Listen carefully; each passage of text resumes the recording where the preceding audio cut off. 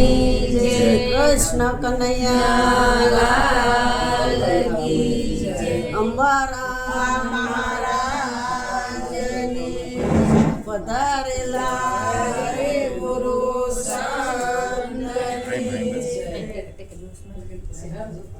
આત્મ અનુભવ કેરી આ વાત કોના આગળ ખોલી? મળી ચાવીને ખુલ્યું કબાટ કોના આગળ ખોલી? કે આ વાત ખોલવી હોય તો બીજા પાસે ખોલશો તો એને કઈ નહીં સમજાય. જે ગુરુમુખી છે ને જય ગુરુદેવ. જય ગુરુદેવ. હારો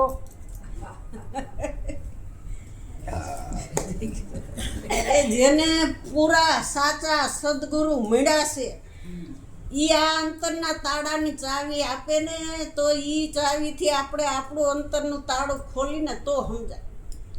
જો અંતરના તાળા ન ખુલે તો આ ચર્મ ચક્ષુથી બધી માયા દેખાય, રૂપ દેખાય, પદાર્થ દેખાય, વસ્તુ દેખાય, ઘર દેખાય, બધું દેખાય છે.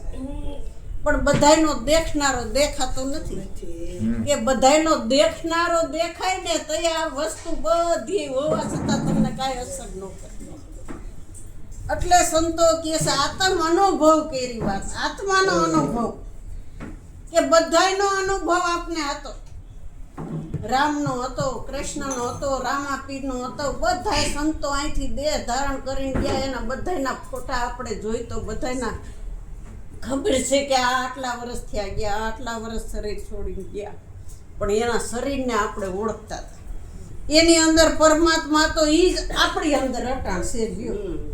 જે રામમાં હતો, કૃષ્ણમાં હતો, રામાપીરમાં એકનાથ, તુકારામ, જલારામ બાપા, ભોજા ભગત, વાલમ પીર બધાયનામાં એકનો એક હતો. પણ આપણે ઈ મોટા લાગે ને આપણે નાના લાગીએ. કેમ કે આજ ભેદ સમજાતો નથી.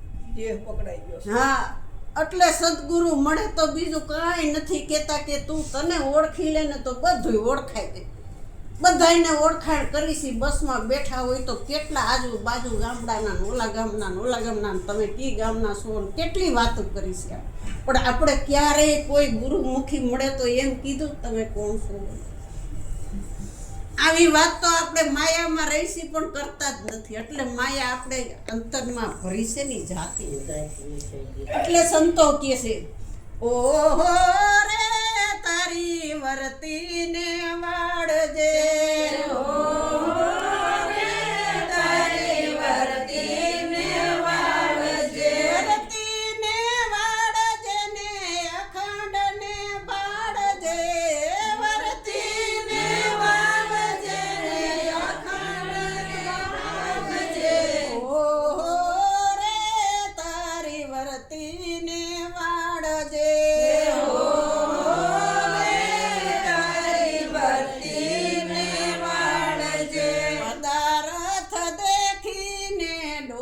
મૂકી જાય છે પદાર્થ દેખીને દોટ મૂકી જાય છે, વાસનામાં અંધ બની અંજાઈ જાય છે, વાસનામાં અંધ બની અંજાઈ જાય છે. કે ઓહો રે તારી વર્તીને વાળો. આપણી મનોવૃત્તિ છે ને બધે ભમે છે. અહીંયા સત્સંગમાં બેઠા છીએ આપણે, પણ આપણી વૃત્તિ જો આમાં હોય ને સત્સંગમાં તો આ એકાદો શબ્દ અંદર ઉતરશે. નકર વૃત્તિ તો આ મનોવૃત્તિ છે ને બહુ ચંચળ છે, બહુ ચોર છે. જ્યાં નથી જવાનું ને ત્યાં તરત પૂગી જાય. જવાનું છે ત્યાં તો પર્યાણ બહુ કરવું પડે. કેમ કે આને આ ભાવતું નથી, બહુ કડવું લાગે છે. ને જ્યાં કડવું છે ને એ તો બહુ મીઠું લાગે છે. કાંઈ નથી મળે એમ ત્યાં તો દોડા દોડી કરે, દોડા દોડી. એટલે સંતો કહે છે કે આજ વાસી ખીર છે તો કોઈ નાની સંગ ઘેરે નહીં ઉડ્યા. કેમ કે બધાય મોજ શોખમાં માલે છે. બધા ઈ ભલે માલે, એના કાંઈક કર્મ એવા હશે તો એ મોજ શોખ કરે ને આપણે કર્મ કાંઈક સારા હશે તો આપણે ભજન કરીએ. આપણે કાંઈ એવડી ઉંમરે મળ્યું નથી ને કે એને ક્યાંથી મળે. આપણા તો એ કર્મ નહોતા ને એને આપણા નહોતા ને એને નથી. એટલે એને મળવું હશે તો એ આપણા જેવડા થાય તે મળશે. એટલે સંતો કહે છે કે કોને શું કરવું એ કોઈને ખબર નથી. પણ જેને ગુરુ મળ્યા ને એને શું કરવું ને એને સમજણ આવી ગઈ ને એને ખબર પડી કે મારો સમય હવે થોડોક છે ને મારે ભજન ઓછું થાય છે. આ સમજણ ક્યારે આવી કે બાળપણ વહી ગયું, જુવાની વહી ગઈ, ગટપણ વહી ગયું ને હવે આપણું હાવ વૃદ્ધ અવસ્થા કહેવાય. આવું ટાઈમ આવ્યો એટલે હવે જિંદગી થોડી રહીને તો આપણે બધું યાદ આવ્યું. પહેલાં આટલું યાદ નહોતું. એટલે સંતો કે મરવા ટાણે બધું જાગ્યું તો હવે શું કામ, હવે બટકુંક રહેશે કે આમાં હજી શરીર તંદુરસ્ત રાખે ને તો ઘણું થઈ જાય કે એટલું થઈ જાય ને તો એ આપણો જન્મારો તો સફળ થઈ જાય. આ દેહ પડશે તો આપણે બાકી છે ને એટલું ઓલા અવતારે આવશે પણ મળશે ખરું કે ઓહો રે તારી વર્તીને જો અંતર્મુખ કરીશ તો અંતર્યામી જરાય સેટો તારા ઘટ ભીતરમાં અત્યારે હાલ હાજર છે, હાજર. એટલે સંતો જે હાજર છે ને એ હાજરની જ વાત કરે, એ વાયદાની વાત જ ન કરે. વાયદાને જ કાર્ડ લાગ્યું છે. તમે એમ કહો કે આ સવાલ પૂછ્યો એનો અટાણે જવાબ આપો તો કહેવાય, ઓલા કે 2 દી પછી આપીશ જવાબ, એ વાયદો કહેવાય. આ વાયદાની વાત હોય. અહીં તો તત્કાળ મોક્ષ મળી જાય છે રે, તો તત્કાળ મોક્ષ મળી જાય છે રે, તો વાયદાની આયા નવ થાય છે રે, તો તત્કાળ મોક્ષ મળી જાય છે રે, વાયદાની આયા નવ થાય છે રે, તત્કાળ મોક્ષ મળી જાય છે રે. સુરો વિજય મેળવીને જ્યારે જાય છે રે, સુરો વિજય મેળવીને જ્યારે જાય છે રે, લોકાયર ધરાઈને માર ખાય છે રે, તો તત્કાળ મોક્ષ મળી જાય છે રે, લોકાયર ધરાઈને માર ખાય છે રે, તો તત્કાળ મોક્ષ મળી જાય છે રે.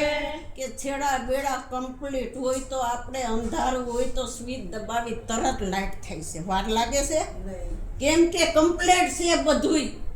ગુરુ મળ્યા એટલે તમને બોધ આપ્યો એટલે તમારું અંતરકરણ શુદ્ધ કર્યું છે ને શુદ્ધ કર્યું છે તો તમારો દેહ દ્રષ્ટિ હતી એ હટાવી દીધી છે. તમને દેહ છતાં વિદેહીમાં રાખ્યા છે છતાં આપણું અંતરનું અંજવાળું કેમ નથી થતું કે આપણામાં હજી જન્મની મલિનતા કેટલી હતી, તરત છોડી જાય. આ મલિનતા કાઢવા માટે નિત્ય આપણે સંતોના સંગમાં સહવાદમાં રહેવું પડે. એટલે કે છે સંત સમાગમ હિરલાની ખાંડ છે, હોરે એનું જીવન છે. આપણે હોરવા કાંઈક આવ્યા છીએ.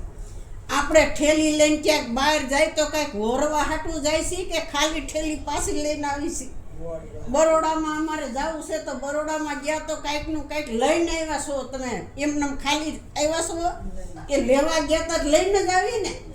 એમ આપને પરમાત્માએ અહીંયા કાંઈક લેવા મોકલા છે તો એ મનુષ્ય દેહ મળ્યો છે ને આ દેહ જ લેવા હે, બીજા એ કોઈ દેહે કાંઈ લેવા હે, ખરીદી કરા હે નહીં. નકર પશુ પક્ષી જીવ જંતુ આ 3 ખાણીના જીવ છે નો બધું ઓરી લે. પણ મનુષ્ય અહીંયા ઓરવા આવ્યો છે, ઓરતો નથી ઓરવાનું ને ઓરીને ભેગું કરશે. આ જીવ માર ખાય છે, નકર જીવ પણ છે જ નહીં. તું તો શિવ સ્વરૂપ હતો પણ અવિદ્યાના સંગમાં જીવને ન મળ્યું સાચું શું. સૌ લોકમાં ફરી વળ્યો તલ ભારે દુઃખ ટેડું નહીં, ક્યાંથી ટળે કે અજ્ઞાન અંધારું જાય તો ટળે ને, જ્ઞાનનો દીપક પ્રગટે તો ટળે ને. આ અવિદ્યા ભરેલી આ દુનિયા જે આપણે નહોતી ને એ આપણે બધી સાચી લાગી. હગા વાલા પુત્ર પરિવાર આ જેટલું દેખાય એ બધું આપણે સત્ય લાગતું હતું. પણ જ્યારે સમજાણું ને તો એ સમજણ આવી કે જે દેખું એ તો બધોય વિષય પદાર્થનો માર ખાવામાં રહે. આ વિષયો કોઈ આપણા નથી. આ વિષયોમાં તો વિકારો બધાય ભરેલા છે. તમે તો નિર્વિકારી છો. તમારા મન જ્યારે નિર્વિકારી થાય ને ત્યારે બધાય અંતરમાંથી વિકારો બધાય નીકળી જાય. એટલે કહેશે મન વિકારી પલ પલ ભટકે, ખરા ઠેકાણે જાતા અટકે, પેલી વાસના માર ખોર. આપણે વાસના માર ખોર. એક વાસ છે એને ગાંઠું કેટલી હોય? એ વાસની ગાંઠું હાથ હોય તો હાથ ગાંઠું હાથ આસક્તિ છે. આ 14 છે ને એ આપણે બારી નીકળવા જ નથી. મારા વાલા વાસના જ માર ખવરાવતી, મારા વાલા વાસના જ માર ખવરાવતી, મારા વાલા નાખે આડા મોટા બંધ, મારા વાલા વાસના જ માર ખવરાવતી, મારા વાલા નાખે આડા મોટા બંધ, મારા વાલા વાસના જ માર ખવરાવતી, મારા વાલા દરિયા કિનારે પડ્યો પથ્થરો, મારા વાલા દરિયા કિનારે પડ્યો પથ્થરો, મારા વાલા રહી ગયો કોરો ધાકોર, મારા વાલા વાસના જ માર ખવરાવતી, મારા વાલા રહી ગયો કોરો ધાકોર, મારા વાલા વાસના જ માર ખવરાવતી. કે પેલી વાસના કામ, ક્રોધ, લોભ, મોહ, મત્સર, ઈર્ષા, નિંદા આ હાથ ગાંઠું છે. અને એની હાથ આસક્તિ છે ને પતિ પત્ની પેલી આસક્તિ છે. બીજી આસક્તિ કે મા બાપ હોય. ત્રીજી આસક્તિ છે કે ઘરના બધાય. ચોથી આસક્તિ છે કે પાડોશી. પાંચમી આસક્તિ છે હગાવાલા બધાય. છઠ્ઠી આસક્તિ છે જગત આખું. અને હાથમી આસક્તિ છે તમારો દેહ તમારો નથી, તમે મારો માની લીધો. આ આસક્તિ. આપણો દેહ હોય તો કાયમ રહેવો જોઈએ. કાયમ નથી રહેવાનો, કાંઈ અહીંથી લઈ જવું નથી, છતાં હજી માયા કેમ છૂટતી નથી? માયાનો ખેલ, આ તો માયાનો ખેલ. જે આ નજરે દેખાય એ બધોય માયાનો ખેલ. પણ પૂરા ગુરુ મળે ને તો આનો ઉકેલ લાવી જશે. આ માયાપતિ અંદર છે ને એની ઓળખાણ થઈ જાય ને એટલે માયા મનથી છૂટી જાય.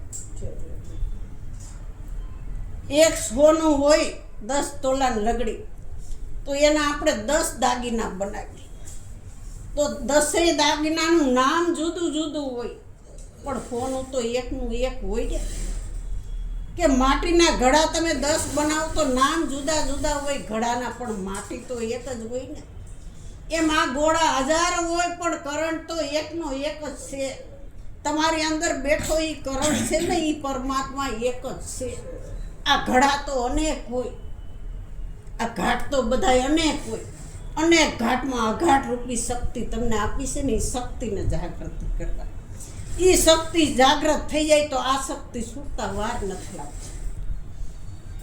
એટલે સદગુરુ કહે છે મળ્યા મને અંતર્યામી રે, ગુરુજી કહો ભજન કેમ કરીએ. મને મળાયો અંતર્યામી રે, ગુરુજી કહો ભજન કેમ કરીએ. દેવાય તો રામ નામ લેજો ને, દેવાય તો એક ટુકડો દેજો. દેવાય તો રામ નામ લેજો, દેવાય તો એક ટુકડો લેજો. કે જલારામના ગુરુએ ભોજા ભગત હતા. એને એમ જ કીધું હતું કે તારાથી નામ લેવાય ને તો નામ લેજે ને ટુકડો હોય તો ટુકડો દઈ દે. એટલે જલારામે એ જ કર્યું હતું. જો અટાણે બધાય જલારામને ઓળખે. વીરપુર કોનું કે જલારામ, કાર્યાધાર કોનું તો વાલમ પીરનું કે.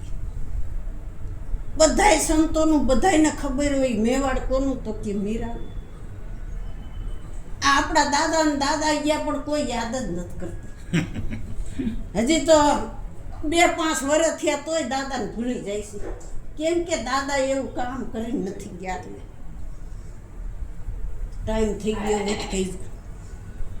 એટલે સંતો કહે છે જે હાજર છે ને હાજર માલને મેળવીને સોદો હાલ કરી લ્યો, નકર ભટક્યા ને તો આ ભવ આપણો બગડી જાય. હવે આપણે ભટકેલી વ્રતિ છે ને એને અટકાવવાની છે, એ કોશિશ કરવાની છે કે અવિચળ પદને તમે ઓળખો, ફેર જન્મ ન થાય. આ તો હિરલો છે મોંઘા મૂળનો, જોજો કચરામાં ન જાય એની ધ્યાન રાખજો કે આ હિરલો મેળો છે મોંઘા મૂળનો. આ હવે લૂંટવા નથી દેવો. તમારા હાથમાં આવ્યો છે તો આ હિરલાની પારખ કરી. મળ્યા અમને અંતર્યામી ગુરુજી. હવે ભજન અમે કેમ કર્યું કે તમને સદગુરુએ ભજન આપ્યું છે કે ભજન કોઈ દેખાદેખી કરીને નથી કરવાનું. ભજન તો તમારી એકલા નહીં થાય કરવું હોય, અને 2 હોય તો 2 નહીં થાય, 5 હોય તો 5 નહીં થાય, 10 હોય તો 10 નહીં થાય, 1000 હોય તો 1000 નહીં થાય. પણ 1000 બેઠા હોય તો એમાં એકને જ શબ્દ અડે, બધાય ન અડે. બધાને અડે તો બધાય સંત પણ થઈ જાય. એટલે કે છે ગુરુ એસા કીજીએ હોય પૂનમ કાચન, તેજ કરે પણ તપેની ઉપજાવે આનંદ. સંતોના અંતર આત્મામાંથી આનંદ જ આવતો હોય, આનંદ જ આવતો હોય. એટલે કે છે આનંદી આત્મા, તું આનંદમાં રહેજે. સુખ દુઃખ તો આવે ને જાય, પણ તું આનંદમાં રહેજે. સુખમાં સગવડ મળશે, દુઃખમાં અગવડ મળશે, પણ તું આને ભૂલતો નહીં. સગવડ ને અગવડમાં બેયમાં હરખો રહીને તું તને ઓળખી લે કે તું કોણ છું.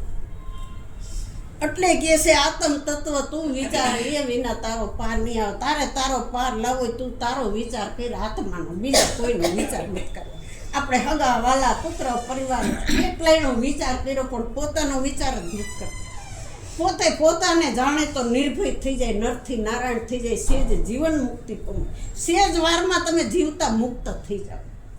અટાણે તમે મુક્ત છો જ, પણ આડું હું પદ આવી ગયું છે. જીવને શિવ વસે શું આવ્યું છે? આ અહંકાર રૂપી હું પદ. મેલો તો અમર વરને વરીએ,